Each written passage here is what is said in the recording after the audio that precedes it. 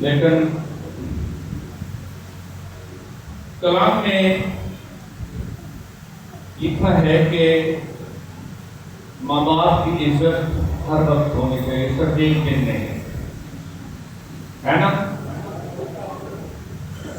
आप देखें बाकी कौमें इस तरह मदर डे नहीं मनाते जिस तरह हम मनाते हैं।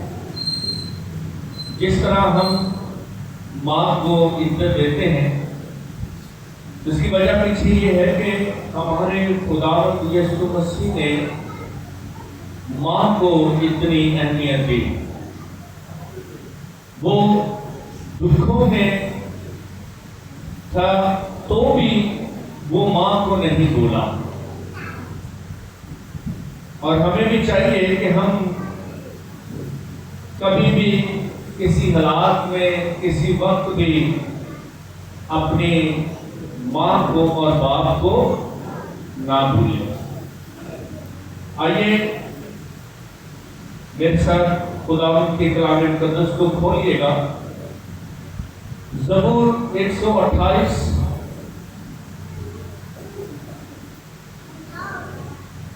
और मैं चाहूंगा कि कोई बेटी कलाम मुकद्दस की तिलावत करे।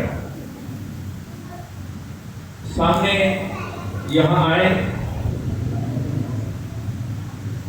और कलाम मुकद्दस की तिलावत करें। ज़बूर 128, उसकी सिर्फ एक आयत हमने पढ़नी है, या दूसरी भी आयत पढ़ लें, तीसरी और चौथी आयत। हाँ जी,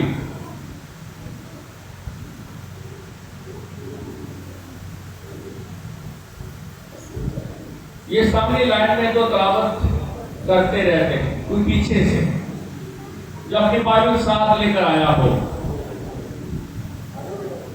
हाँ बेटा आप आ जाए, आए। ज़बूर 128, उसकी तीसरी और चौथी आयत। बेटा नाम के सोबिया, बेटी सोबिया के साथ मिलकर हम खुदावंद के कलाम इलाही की तिलावत करेंगे।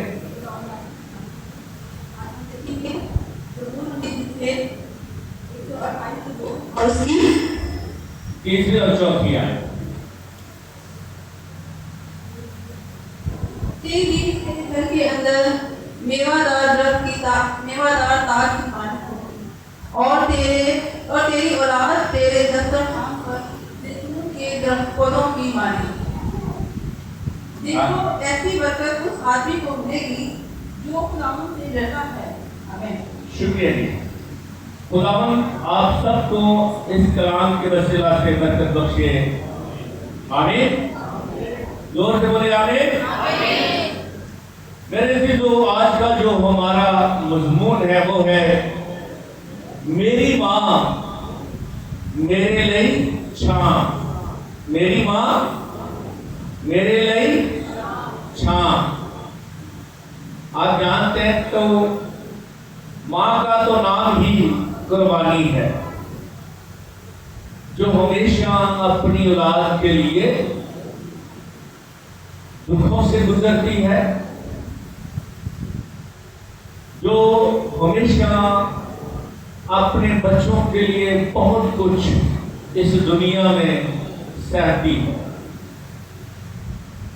यहाँ तक कि अपने शोहर की डांट भी अपनी औलाद के लिए बर्दाश्त करती है। और यहाँ पर खुदावंद के कलाम मुकद्दस में लिखा है, हमने पढ़ा है, गौर से सुनिएगा। तेरी बीवी तेरे घर के अंदर मेवादार ताक की मानंद होगी। मेवादार ताक, कुछ बेटियों में से बताया था मेवादार ताक क्या होता है। हाँ, ताक किसे कहते हैं? ये पौधे की एक कॉम्पल होती है जो जो किसी दरख्त से उतार कर दूसरी जगह पर लगाई जाती है। यदि मेवादार दरख्त बन जाता है, गौर से सुनिएगा, याद रखें, घरों में मां जो है एक घने दरख्त की मानंद है, जिसके सारे में औलाद बैठती है। नौजवान बेटी और बेटे गौर से सुने, जब तक मां इस दुनिया में होती है ना, तब तक आप बड़े शेर होते हैं, और जब मां इस दुनिया से चली जाती है तो पता चलता है कि हमारे साथ कोई नहीं। फिर हमें हमारे नाम के साथ एक नाम और मिल जाता है, और वो नाम क्या है?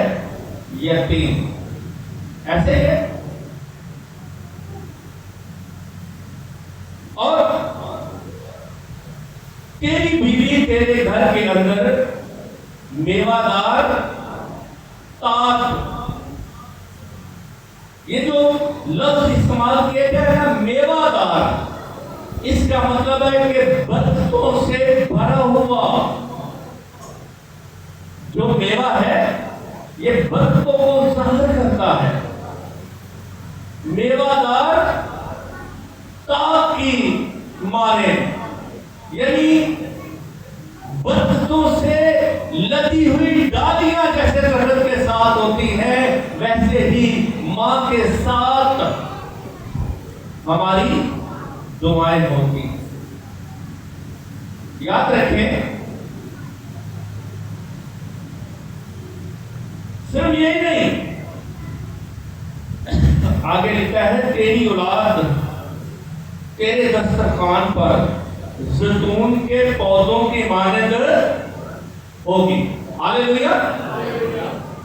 तेरी मां और तेरी औलाद किसके वसीला से? हाँ, किसके वसीला से? मां के वसीला से औलाद जो है वो जिस घर में ऐसी बरकतों वाली मां होती है, आगे उस घर में आने वाली नस्ल बाबरकत होती है। Hallelujah, hallelujah, hallelujah. तेरी बीवी तेरे घर के अंदर मेवादार ताज की मानद होगी, और तेरी औलाद तेरे दस्तरखान पर ज़ैतून के पौधों की मानद होगी। फिर एक और सवाल यहां पैदा होता है, ऐसी बरकत किसको मिलेगी? उसको जो खुदा से डरता है। आइए जरा मेरे साथ पैदाइश की किताब निकालिएगा।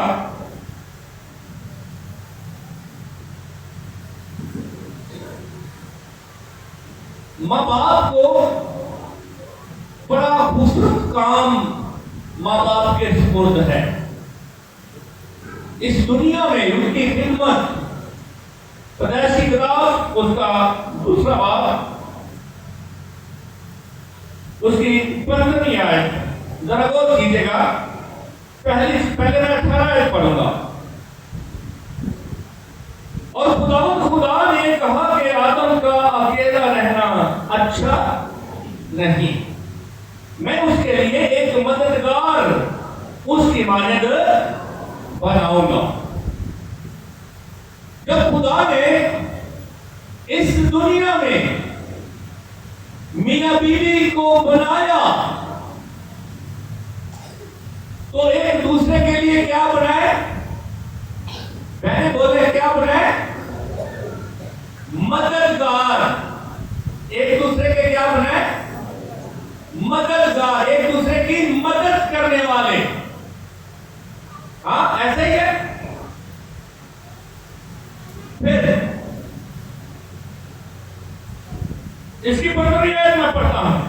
कीजिएगा। और खुदा ने आदम को लेकर बाग अदन में रखा कि उसकी बागबानी और निगाहबानी कर। हालेलुया। अब उनकी खिदमत आगे और बढ़ रही है। पहले मियां बीवी को क्या बनाया? एक दूसरे के मददगार। फिर उन दोनों के सुपुर्द काम किया गया, और वो काम क्या है? बागबानी और निगाहबानी, यानी औलाद उनके सुपुर्द की गई, ताकि वो औलाद के लिए बरकत का बायस बने। दोनों मिलकर अपनी औलाद की निगाहबानी करें, बागबानी करें, देखभाल करें उनकी। मेरे चीजों, अपनी जिंदगी पर गौर करते जाइएगा।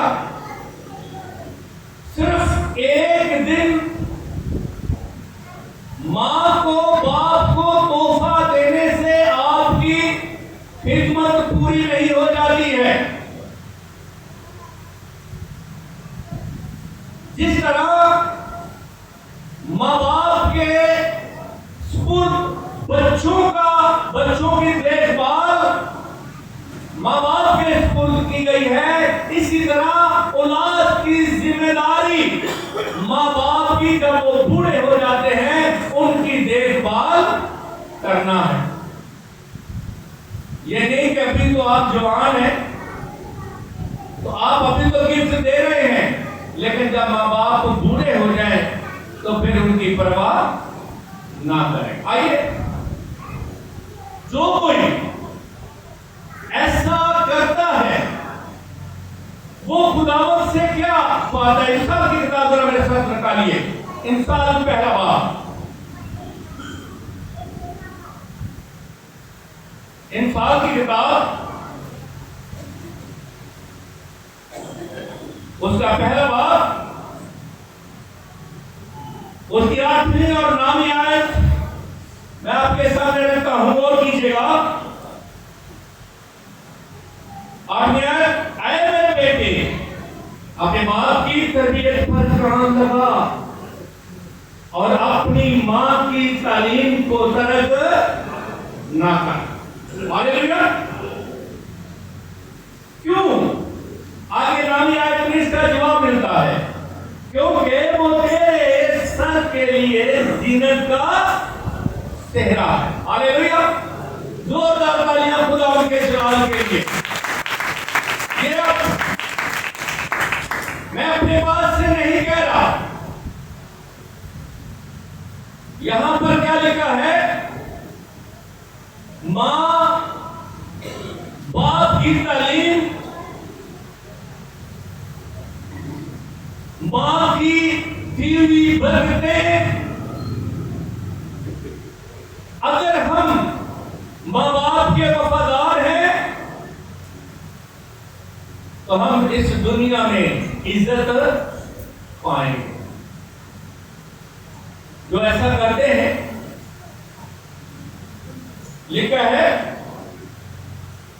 क्योंकि वो तेरे सर के लिए जीनत का, मां की तालीम खास तौर पर गौर कीजिएगा,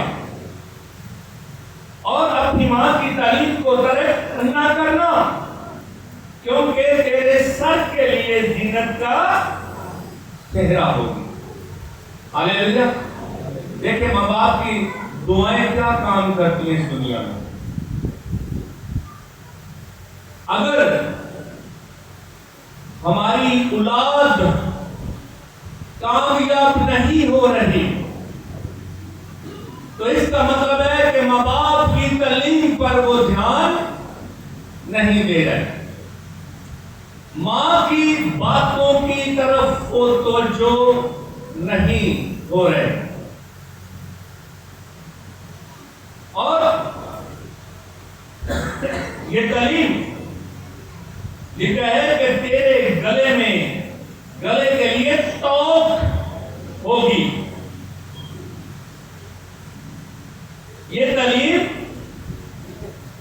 तुझे इस दुनिया में संभालेगी। मां की बातें तेरे गले में जैसे लॉकेट डालते हैं, इसी तरह ये तेरे गले में ताव की मानंद हो। तुझे मां की बातें याद हो। क्यों? इसलिए कि तू बाहर बुरी सोचों से बच सके। कोई भी मां बाप कभी नहीं जाएगा कि उसका बेटा शराबियों में बैठे, उसकी बेटी ऐसी महफिल में हो। अगर बेटियां बेटे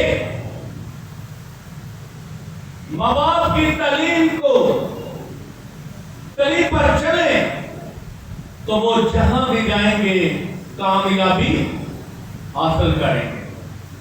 लेकिन अगर वो मां बाप की तालीम को, उनकी बातों को बुरा मनाते हैं तो वो जिंदगी तो दुनिया में गुजार लेंगे लेकिन कामयाबी के साथ नहीं गुजारने को। तो आप देखें जानवर भी जिंदगी गुजार ही रहे हैं, उससे क्या फर्क पड़ता है। लेकिन बरकतों वाली जिंदगी, कामयाबी की जिंदगी वो शख्स गुजारता है जिसके पीछे रहनुमा हो। बात गौर से सुनिएगा, कलीसिया में वो बरकत पाता है जो रहनुमा की वफादारी करता है। औलाद वो कामयाब होती है जो अपनी मां की बातों पर कान लगाती है। मैं ये नहीं कहता कि गिफ्ट मां बाप को नहीं देने चाहिए, अच्छी बात है, मैं जैसे नहीं तो गिफ्ट दें, लेकिन सबसे बड़ा गिफ्ट मां बाप के लिए जब आप मोहब्बत से उसके साथ बोले तो उनके लिए सबसे बड़ा गिफ्ट होता है। जब माँ बाप बूढ़े हो जाते हैं, आप माँ बाप के पास बैठकर दुख सुख की बातें करें ना, उनकी बात सुने तो वो उसी से बहुत खुश होते हैं। मेरे जीजो, हर माँ यही चाहती है कि उसकी औलाद कामयाब हो। आप देखें, औलाद बनना, मां बनना बड़ी बरकत की बात है, लेकिन जैसे ही कोई बेटी मां बनते तो उसकी खिदमत, उसका काम, उसकी जिम्मेदारियां बहुत ज्यादा बढ़ जाती। और खुदावंद ने ये भी काम स्पुर्द किया है इंसान को कि बढ़ो और मामूर होते जाओ, बढ़ो और फलो मामूर होते जाओ। इसे इनकार नहीं है, लेकिन अपने बच्चों की अच्छी परवरिश करना भी माओ के स्पुर्द ये काम किया गया है। आइए मैं सब खुदा के कलाम इलाही को खोलिएगा।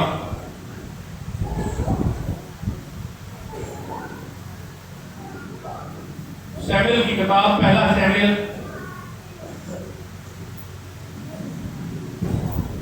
जिनके पास खुदा का कलाम इलाही है,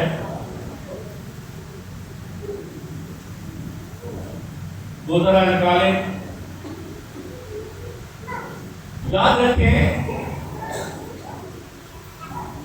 मां बनने से पहले बेटी होती है। अगर बेटी के वक्त में बेटी अपने मां बाप की वफादार है, अच्छी बेटी है, गौर कीजिएगा, बातें सब हैं लेकिन इन पर अमल करने की जरूरत है। अगर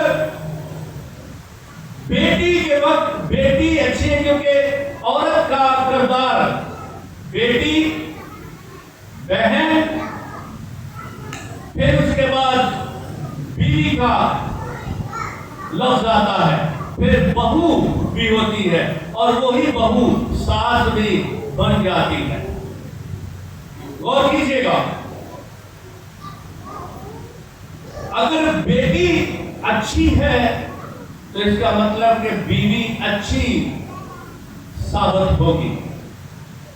अगर बेटी अच्छी है तो बीवी अच्छी साबित होगी। अगर बेटी अच्छी नहीं तो बीवी अच्छी साबित मुश्किल है, क्योंकि लड़ाई तो ने अपने घर में लगा सीख ली। हाँ,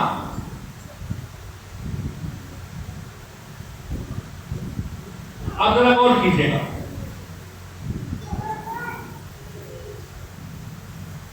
रूथ के मतलब आप जानते हैं,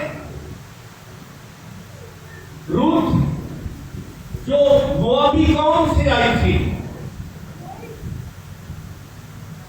और ये किसकी बहू थी? बहनों में से कोई बताएगा किसकी बहू थी? हाँ, रूथ। रूथ किसकी बहू थी? नोमी की बेटी के लिए जोरदार तालियां। देखें, कलाम को सीखेंगे, जो कलाम पर अमल करता है वही बरकत पाता है। रूथ एक अच्छी बेटी थी और जब बहू बनी तो उसे अच्छा नाम दिया गया। मैं अपने पास से नहीं बनाऊंगा, जरा गौर कीजिएगा, ये रूथ नोमी की बहू थी और फिर जब नोमी की बहू थी, इसका पहला शौहर मर गया, दूसरा शौहर बोएज था, लेकिन ये अपनी सास के साथ वफादार रही। इसने अपनी सास के साथ बेवफाई नहीं की, ये अपनी सास का सहारा बनी। गौर कीजिएगा, रूथ आखिरी बात यानी चौथा बाप और उसकी 15वीं आयत, और वो तेरे लिए तेरी जान का बहाल करने वाला और तेरे बुढ़ापे का पालने वाला होगा। जो रूथ के यहां बेटा पैदा हुआ, बोएज का और रूथ का, आगे लिखा है, क्योंकि तेरी बहू जो तुझसे मोहब्बत रखती है तेरे लिए 10 बेटों से भी बढ़कर है, और उसकी मां ने और उसकी मां है। ये क्या कौन कह रही है? दूसरी औरतें। जब रूथ के यहां बेटा पैदा हुआ तो दूसरी औरतें बहुत खुश हैं और नोमी को बता रही है कि तेरी जो बहू है उसके घर में खुदा ने बेटा दिया है, और जो बेटा दिया है वो तेरे बुढ़ापे में तेरे पालने का सहारा होगा। हालेलुया। और आगे औरतें क्या कहती हैं, क्या लक़ब देती हैं? तेरी बहू 10 बेटों के बराबर है। कितनी सस्ता बेटियां देखे, अपना हाथ रख दिखाइए, घबराए नहीं। इनको खुदा ने सास बनने का मौका दिया, इधर अपना हाथ मुझे दिखाएं। हाँ, काम है। आप भी बहू थी, अब सास बनी। क्या आप अपने सास के साथ इतनी वफादार थी जितनी आप ये चाहते हैं कि आपकी बहुएं आपके साथ वफादार हो? मैं अपने पास निकला में खुदा ने लिखा कि जैसी इज्जत तुम चाहते हो कि दूसरे तुम्हारी इज्जत करें, तुम पहले तुम उनकी इज्जत करो। अगर ते अच्छा बीज बोया है तो अच्छा फल कटोगे, है ना? क्या कहा गया? नोमी अपने शौहर की वफादार थी, अपने घराने में वफादार औरत थी, इसीलिए तो शौहर ने जो कुछ कहा वो माना और उसके साथ मुआब में चली गई। और यहां पर क्या लफ्ज इस्तेमाल किया गया है? जो उसको बहू मिली, वो बहू कैसी थी? 10 बेटों के बराबर मां से मोहब्बत करने वाली थी, मां से यानी नोमी से प्यार करने वाली थी। हाँ, आजकल की अपनी कुर्सी का खतरा पै जाता है, लै होने आ गई है ते हुण ਇਹਦੀ हुकूमत ही चलनी है घर के विच। कलाम क्या कहता है? कलाम यही कहता है कि एक दूसरे से क्या करो? मोहब्बत रखो। खुदावंद ने कहा जैसी मोहब्बत मैंने तुमसे रखी तुम भी दूसरों से वैसी ही मोहब्बत रखो। अगर आज सास और बहू में मोहब्बत हो तो घर में समझे कि जंग खत्म। हाँ, उस घर में जंग जैसे इंडिया और पाकिस्तान की जंग खत्म हो गई है, जंग खत्म, अमन। याद रखें, और ये हो सकता है मोहब्बत से। और जब बहू उस घराने में मोहब्बत करने वाली होगी तो फिर उसका शौहर अपनी बीवी की क्या करेगा? बात मानेगा, इज्जत करेगा। आइए पहला शैमिल,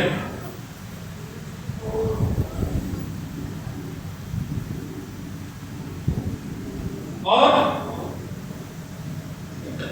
यहां देखिए पहला शैमिल हन्ना की उसका शौहर कितनी इज्जत कर रहा है। हाँ, कितनी इज्जत कर रहा है, क्योंकि अब हन्ना हैकल में गई है, हैकल में मन्नत मान के आ गई है कि खुदावंद तू मुझे बरदंदे नरीना अता कर तो मैं वो तुझे दे दूंगी। उसके शौहर ने ये नहीं कहा कि तूने ये क्या किया, बल्कि आगे लिखा है अल्काना ने उसकी इज्जत की। उसने कहा जैसा तूने कहा ठीक है।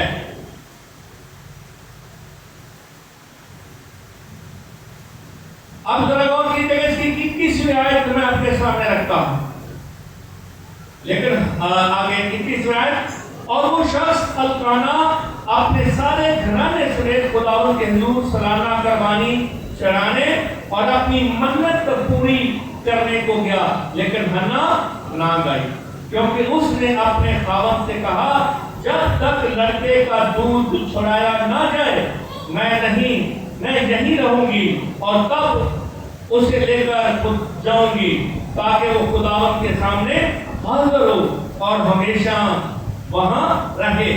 और उसके खावंद अल्काना ने उससे कहा जो तुझे अच्छा लगे सो कर। Hallelujah, hallelujah. अब यहां पर एक बात आती है, बेटियां भी जरा गौर से सुने। अगर बेटियां जो बहू हैं, जो शादीशुदा हैं, मेरी बेटी मरियम भी यहां बैठी है, वो भी शादीशुदा, वो भी उनका शौहर भी है और वो उनका जो सास और ससुर है वो पास्टर हैं। तो मेरे चीजों, अगर बेटियां ये चाहती हैं कि लड़के उनके मां बाप की इज्जत करें, तो जो बहू है वो जरा गौर से सुने। बेटियां अपने सास और अपने ससुर की, अपने माँ बाप जैसी इज्जत करना शुरू कर। असल जिंदगी का मकसद यह है कि ये जो दो खानदान मिले हैं, सिर्फ दो जिंदगियां नहीं मिली, दो घराने मिले हैं, बहुत सारे रिश्ते जुड़े हैं। दो की वजह से वो सारे रिश्ते बिखरने नहीं चाहिए। अच्छी बहू होने का सबूत दें कि आप अच्छी बहू हैं, अपने सास और ससुर की इज्जत करें, अच्छी बीवी साबित करें अपने आप को रूह की तरह। जब आप अच्छी बीवी साबित अपने आप को करेंगी तो फिर अच्छी मां आप साबित ऑटोमेटिक हो जाए। आजकल बच्चों का ध्यान ज्यादा कितना जुड़ा नानक या दादकियां नानक क्यों? मां सारा कुछ ही सब कुछ सिखाती है। मामे का नाम, मासी का नाम, नानी का नाम, नाने का नाम, सारे दादकियां का कितने सिखाना है आपको? ये मैं आपको फर्क बता रहा हूं जिसकी वजह से जुदाइयां होती हैं। आज हम मदर डे मना रहे हैं। मदर डे का मतलब है कि मां की इज्जत करना, और सास जो है वो भी मां है। ये नहीं अपनी मां की इज्जत करें तो सास में गुत्तों पड़े होंगे। ये मदर डे नहीं थे। मेरी सास मेरे लिए छां है। अगर आपकी सास आपकी मां है, आप अपने घराने में कभी शर्मिंदा नहीं होगी। अगर आप अपनी सास की इज्जत करती हैं, आप उस घराने में कभी बेबस नहीं होगी। आप अपने सास और ससुर की इज्जत करते हैं, आप उस घराने में हमेशा मोहब्बत फैसला करने वाली, अपने शौहर से इज्जत पाने वाली बनेगी।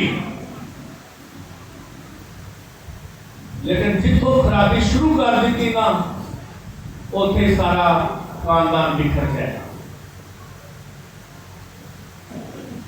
मैंने पहले कहा कि सिर्फ गिफ्ट दे देना मदर डे नहीं होता कि चलो जी साल बाद मां को सूट दे दिता ते मां ने क्या दिता, चलो जी वाह वाह जी वाह, या मां को अच्छा खाना खवा दिता, वाह जी वाह, तेरी बड़ी मां की वफादार है। नहीं, ये जिम्मेदारियां पूरी करें।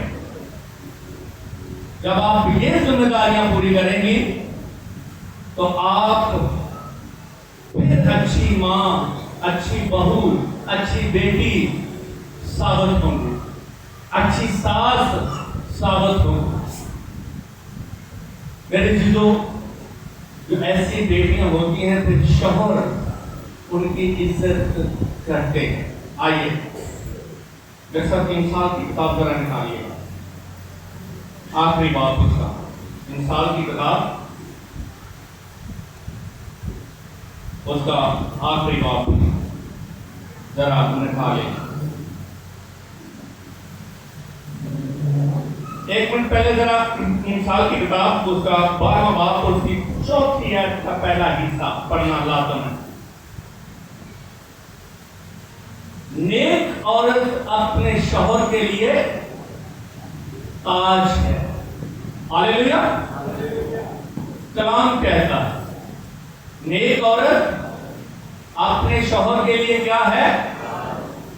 ताज है। ताज का मतलब है इज्जत। और इज्जत कैसे बनती है? शौहर का ताज बनना बड़े फख्र की चीज है, याद रखें। इसका मतलब है अपने ससुराल में इज्जत पाना। आगे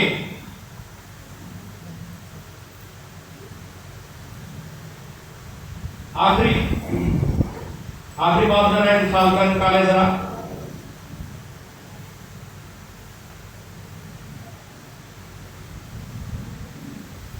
अभी हमने 12वें बाब में क्या पढ़ा?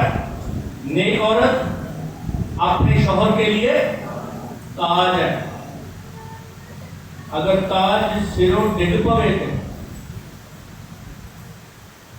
फिर इज्जत तो नहीं रहती, ना ताज की ना ताज पहनने वाले की।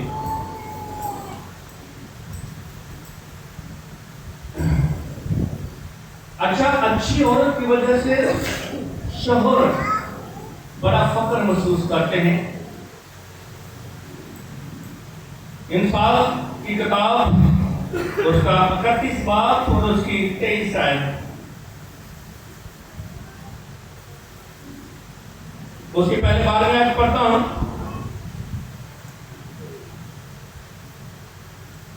वो अपनी उम्र के तमाम अयाम में उससे नेकी ही करेगी, बदी ना करेगी। यह है नेक औरत का खूबी जो अपने शौहर के लिए ताज है। बेटियों सुनो, जो अपने शौहर के लिए ताज है।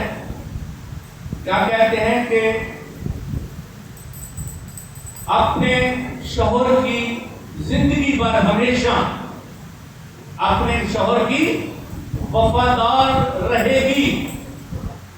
हाँ, उम्र भर लिखा है, उम्र भर तमाम अय्याम में वो अपने शौहर से नेकी ही करेगी, बदी ना करेगी।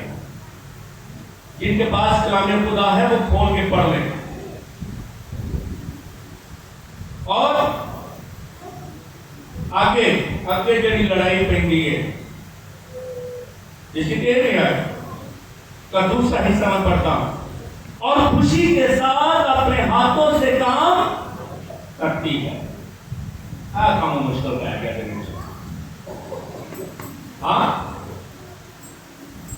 तो जिन्हें उठना 11-12 बजे थे, सस पावन वडेरी है तो उन्हें उठ के भांडे भी धोने ने, नाश्ता तो उन्हें बनाना है। बहुत आराम नाल मजे नाल सुती हुई। लेकिन नेक सीरत औरत, अच्छी बीवी, गौर कीजिए, वो और खुशी के साथ अपने हाथों से अपने घर के क्या करती है? काम करती है। ये नहीं कि 12 बजे तक सुती नहीं थे भांडे जड़े कुत्तियां बिले आके धोने आए ने।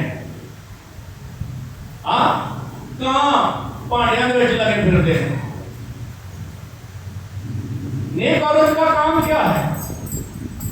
वो खुशी के साथ अपने हाथों से काम करती है। 15वीं आयत, वो रात ही को उठ बैठती है और अपने घराने को खिलाती है। वो क्या करती है? सुबह सवेरे उन्हें पता होता है शौहर ने 3 बजे ड्यूटी पे जाना है, वो दूध पहला नाश्ता तैयार। वो रात ही को उठ बैठती है और अपने घराने को खिलाती है। इस वजह से आप जरा गौर कीजिए, इस वजह से उसका शौहर फाटकों में मशहूर है। हालेलुया। उसका शौहर फाटकों में लोगों के अंदर मशहूर है। कहीं उम्मीद बीवी है, तू बच्चे फाड़ चल झाड़ू पोछा कर ले, खैर सारी दुनिया कर दे, तू कर लेगा तो की भांडे भी धो ही लाया, 2 मेरा सिर दर्द हो रहा है। उसका शौहर इस बात से मशहूर है, इसकी बीवी का नाम है, इसकी बीवी अक्लमंद है। ये जब भी बाहर निकलता है इसके साफ सुथरे कपड़े होते हैं। वो जब दूसरों में जाकर गुफ्तगू भी करता है तो पता चलता है कि उसकी बीवी अक्लमंद है। और उसका शौहर फाटकों में मशहूर है। और जब वो मुल्क के बुजुर्गों के साथ बैठता है तो क्या करता है? अपने साफ सुथरे कपड़ों की वजह से मशहूर। उसके पीछे क्या है? अक्लमंद बीवी। आइए और याद रखिए, मां जो होती है, मैंने पहले कहा मां कुर्बानी का नाम है।